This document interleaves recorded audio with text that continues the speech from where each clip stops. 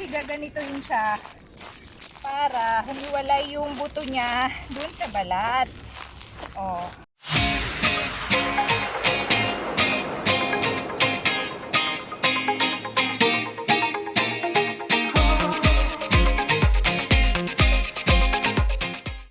Good morning! So today I will just give you some updates. Wala nang sitaw. Katulad ng sabi ko before, yung sitaw na nandito dati, ngayon tinaniman na nila ng kamatis. And yung dito, yung dating kamatis, ang nakatanim ngayon ay sitaw naman na yung maliliit na yan. So, kaya kami talaga nagpunta dito kasi mamimitas ng munggo today. Mag-start na. Since may mamimitas ng munggo today, papakita ko sa inyo kung paano sila namimitas ng munggo. Okay? Let's go!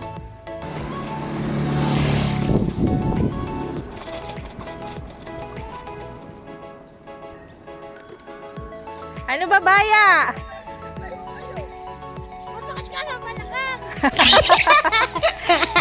Pamitas ka na.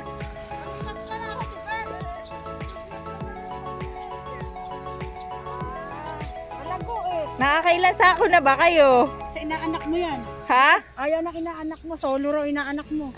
Sarili niya. Oh. Ang dami pa, oh. Mga bataan ko, mga mamaya, ano ni Ma'am Berling, mamimitas yun. Mga gano'ng karaming sako ba mapipitas nyo dyan? Marami. Madami. Eh. Oo nga, ayan, oh. Ito, oh. Pinapala ako ni Ate Karin mo.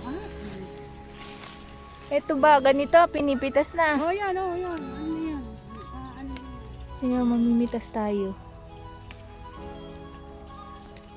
Harvesting munggo is being done by hand-picking or priming mature, black or brown color pods in the early morning or late afternoon to minimize shattering. Priming is done up to 5 times depending on the maturity of the pods. Mung bean, or popularly known in the Philippines as Mongo, is a plant species in the legume family and is mainly used as human food. Mongo is one of the cheapest sources of plant protein. It contains protein ranging from 22 to 27%.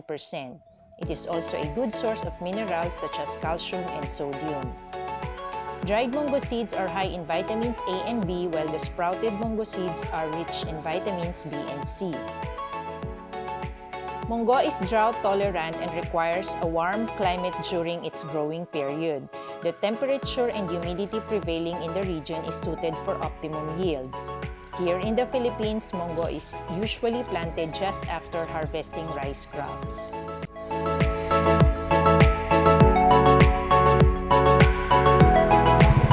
Ilan sako na yan?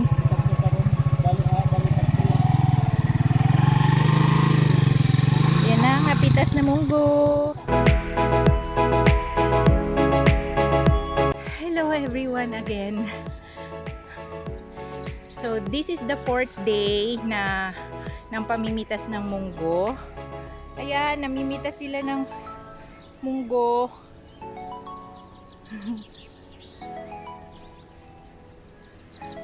Ayan, si Baya. Ayan, dami na niyang napipitas. Uy, butit ko mulimlim. Dito madalang, ano? Diyan madami. Ayan, buti humangin. Napakainit. Hirap kumita, no?